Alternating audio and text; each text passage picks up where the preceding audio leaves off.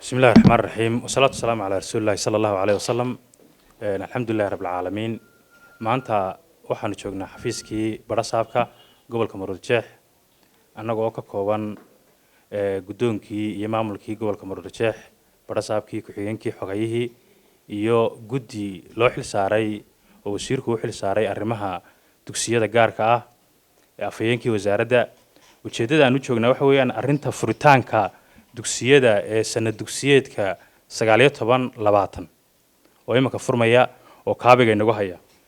ujeedaduna waxa weeyaan arrintaas oo dugsiyadii gaarka ahayd ay ka dhagaadayeen inay waqtigii loogu talagalay ama loo qoondeeyay ay furaan, taasoo salka ku haysa inaanay awaamirtii iyo soo jeedinihii wasaaradda iyo wareegtooyinkii wasaaradda oo ay hoos tagaan aanay u hoggaansamahaynin. hore waxa u dhacday sanadkii hore in sidan oo kale la isugu qabsaday xilligaas uu furmaya iyo xilligaama furmayo, iyadoo wasaarad ahaan aanu matalayno ama aanu nahay hooyadii iyo aabihii waxbarashada ee dalka Jamhuuriyadda Soomaaliland. waxaanu sameynay in aanu tanaasul badan sameyno sanadkii hore.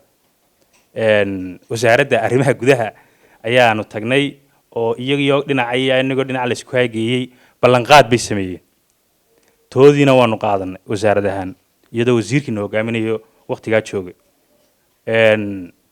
waxaanay ballan qaadeen in ay wareegtooyinka iyo hogaaminta wasaaradda markaa ay u hoggaansamayaan. waa sanadkii hore hal qodob baanay ku doodeen, waxay yidhahdeen wasaaraddu markay go'aan soo saarayso dushun bay nagaga keentahay nama wargeliso, nooma yeedho, nalama tashato. intaasay sheegeen sanadkaa hore.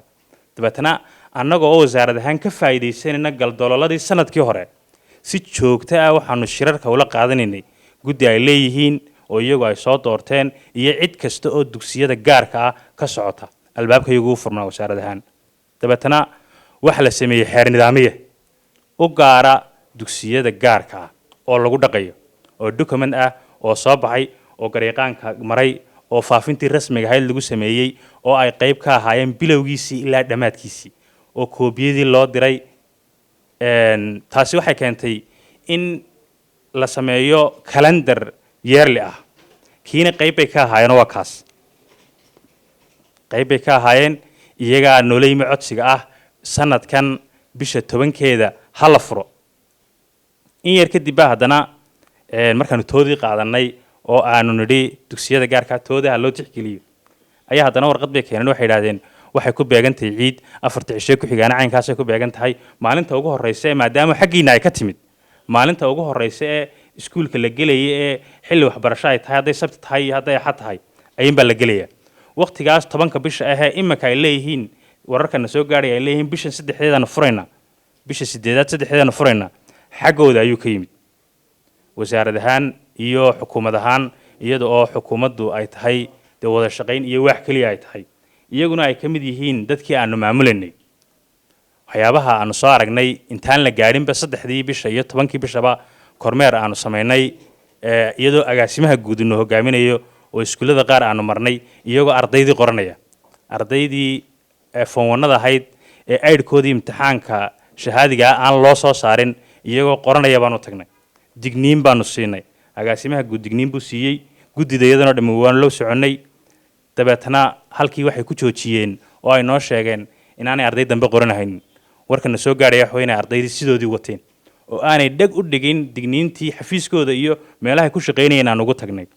waxa taan noogu xigtay shalay iyo daraad gobolka Maroodijeex kormeer baanu ka sameynay. waxyaabahan soo aragnay waxa kamid ah iskuulo shaqeynayay oo ay ardaydii joogeen oo cutubkii koowaad loo bilaabay oo sabuuradii aanu soo sawirnay oo muraayada ka soo bixi doona insha Allah oo ardaydii ay joogaan oo aanay kaba qasnaynba oo qaar 27kii bisha la furay, bisha 7aad la furay, qaarna la furay kowdii bisha 7aad. waxyaabahaas oo dhan waxay cadeynayaan dhagaadkaanta iyo xeer iyo nidaam u hoggaansanaan la'aanta dugsiyada gaarka ah ay mar walba ku kacayaan. ugu dambeyntii waxa de aad imika aanu maqlaynaa inay shirar qabsadeen. cid sharciga ka weyni ma jirto, cid xeerarka waxbarashada iyo xeer nidaamyaha aynu dhiganay ka weyni ma jirto. wasaaradda waxbarashadu kaasun bay ku dhaqaysaa inay shirar qabsadeen oo ay hoos u shireen oo ay ku shireen 3 bishaynu furaynaa cid wax inaga qaban kartaana ma jirto dee taasi ma filayo inay qaranka ka dhacayso iyadoo uu barasaabkii gobolku fadhiyo guddidii waxbarashaduna ay fadhiyaan waxaan rajaynayaa in aynu u hoggaansanaano hadday yihiin dugsiyada gaarka ah inaynu u hoggaansanaano xeerarka iyo nidaamyada ay qaybta ka ahaayeen oo toodii aanu ku dhaqaynay iyagoo ay raallida ka ahaayeen waxaa jira iskuulo badan oo ama hal midba ha ahaadaane aan isdiiwaan gelinin oo ruqsaddii sanadkan 19 aan qaadanin iskuullada badan waxaan leenahay ma waxaad furaysaan iskuulkii iyadoon imtixaanaadkii la keenin oon imtixaankii ardaygu ku fadhiisan lahaa aan la keenin ma waxaad furaysaan adigoon ruqsaddii iskuulka iyo diiwaangelintaadii aan qaadanin taasi waxaan filayaa inaynay dhacaynin